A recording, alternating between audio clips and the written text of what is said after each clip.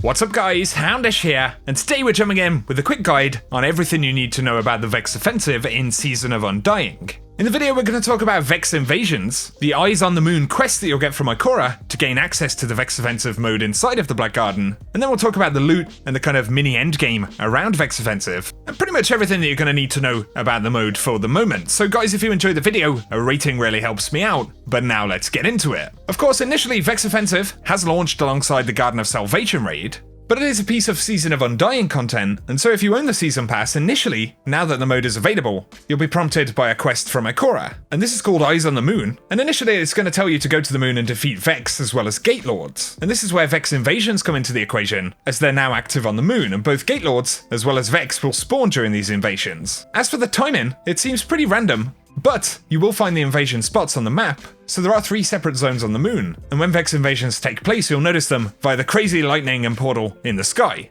Certainly looks pretty cool, but it's definitely useful if you can jump onto the moon in a fire team, because then you can kind of spread out and scour for an invasion. But while you're looking for the invasions where you'll get Gate Lord kills, you'll find small groups of Vex to kill while you wait. While we're talking about Vex Invasions, they do actually come in 4 stages, so you'll get 3 separate Gate Lords, and they'll all spawn nearby to each other, and then you'll have one final Overlord boss. You'll also notice that when you clear Vex Invasions, you get Vex chassis components, and Ikora will use these to research the cause of the invasion and ultimately lead us to the final assault on the Undying Mind. So that's pretty cool, but Vex Invasions also drop the Vex Offensive loot table items randomly, and these are things like the weapons which just pop out at the end, so that's certainly pretty cool. And obviously these will be farmable outside of the quest specifically, but for Vex Offensive, once you've been to this invasion and cleared the first step of Ikora's quest, you'll need to visit Eris, and she'll unlock access to the Black Garden, at which point that is pretty much it for the questing part. So we'll talk about Vex Offensive specifically in a moment, but firstly, for the rewards. Throughout Vex Offensive, it's possible to get higher stat rolls of the Season 8 Vex gear, and this is the same stuff that we see in the Season Pass, so you can farm here if you want those. And on top of this, you will also get the Vexed Weapons dropped, so there is a new precision frame hand cannon, a high impact scout rifle, an adaptive pulse rifle, as well as a submachine gun. And they'll come with random rolls every time. Some of them seem pretty neat, and I think there's some potential with some of the rolls, but you can also obtain the weapons from Ikora via the data inputs. So Ikora is the vendor for this, of course, and we purchase data inputs for Vex Mine components that we find from the bounties, and by completing Vex Offensive. The data outputs work pretty much like Forge bounties, so they simply require kills with the same archetype of weapon, and when you finish it, you guarantee yourself a particular weapon from the set.